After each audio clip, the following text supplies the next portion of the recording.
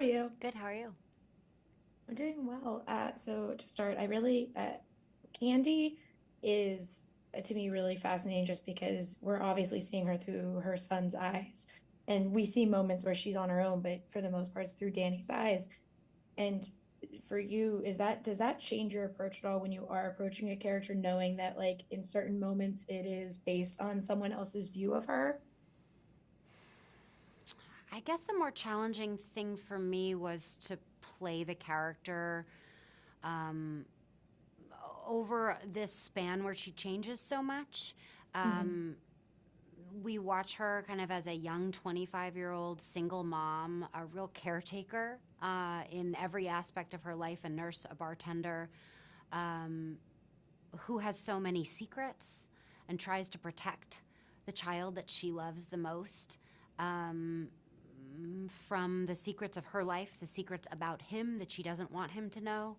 And then we watch over time as those secrets and her mistakes and decisions erode the closeness of their relationship and kind of shatters that bond. And I think what was so interesting to me was the parallels between mother and son as we learn more about them, how they're Hmm. both using denial as a survival skill, the ways in which they have kind of bifurcated the truths about their lives and repressed and suppressed things to protect themselves, to protect each other because of their love of each other. And I thought ultimately there's a kind of Shakespearean level of tragedy that is at play here, and I think I think the storytelling and how we see things play out different ways from different perspectives was really interesting. So yeah, I understand your question, and I think that it is interesting to play things from different ways, especially when there's a lot of change that happens over the course of the story. Yeah, and it is so interesting because what later there's a moment where it was like the two women talking to each other, and I realized how much like a lot of this story is, while it is Danny's story, it is also about like the women surrounding him as well. And I really kind of liked seeing that perspective because for the most part, I think up until this scene, I was like, oh, it's him, it's him, it's him. And then this was the first time that it was like two women talking just on their own. And for you though, is like it was satisfying for me as like the audience getting to have that moment. But for you, when she does have those like brief moments where it's her life and her story, is that exciting for you to explore because it's outside of just, her motherhood and her connection to her son? I think it's interesting the things that she hides from her son in order to try to protect him, how Hmm. those best of intentions are, in the end, what kind of ends up hurting him the most.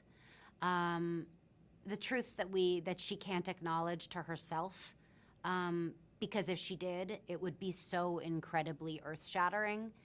And so she can't because she's not strong enough to, because of her own history that we come to Hmm. understand. And so they can't be true, so they aren't true. And I think that those survival skills are all she has. And so I think that the more that we understand her, the more empathy we have for her. Ultimately, she's an incredibly complicated woman, and was challenging and sometimes scary to play because what it brings up in how we can accept our goodness as women when we have made mistakes. Yeah, I was just gonna say, I was like, to get into spoilers, and I'll obviously save this. To get in, what I loved about her was that she is complicated. Like, she's not a perfect mother. She doesn't think she is, but like, you see the glimpses of her trying to be. Like, in that first episode, I think it was when Marlon is like grabbing onto Danny, and she like, you can see in her face, she's like, "What are you doing?" Mm-hmm. It hits that she's very complicated and she's not perfect, but she's at least attempting to do the right thing. And operating in that, I don't want to call her morally gray because she's not morally gray. She's just a woman trying her best. But operating in that like less than perfect zone, is that exciting? Because I feel like women are either evil or perfect, and we very rarely get that kind of middle ground.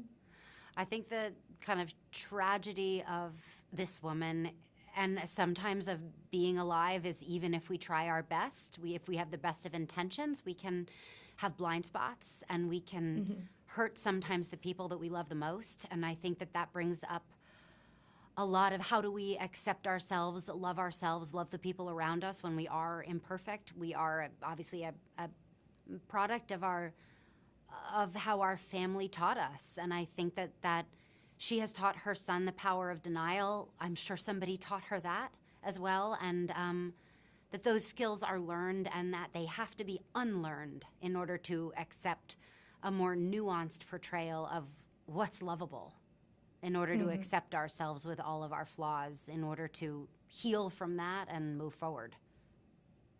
Yeah, and I think obviously I'm a big Tom Holland fan, and so seeing this small man cry, just I instantly I'm like I will protect you with my life.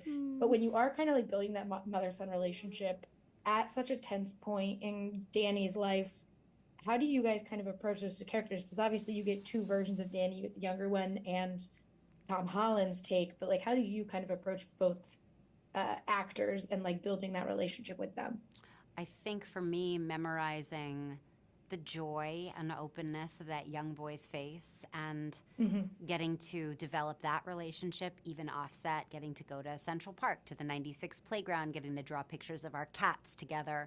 I think that was important to hold on to, because I had to know what I was fighting for, and I had to Hmm. know what I was grieving in those scenes with Tom when we had lost that closeness. So I think for me, it was important to have those moments and those experiences. And also learning that I was pregnant with my son towards the end of our shoot was very, very deeply impactful, as the character is reaching her apex of being able to potentially believe in herself and escape the trauma in which she lives, and this kind of house of horrors in which she lives. Just having that impact of knowing that I would parent a son was also deeply confusing and disturbing at that moment.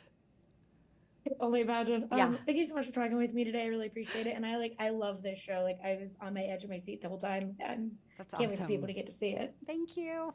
So thank you. Have a great one.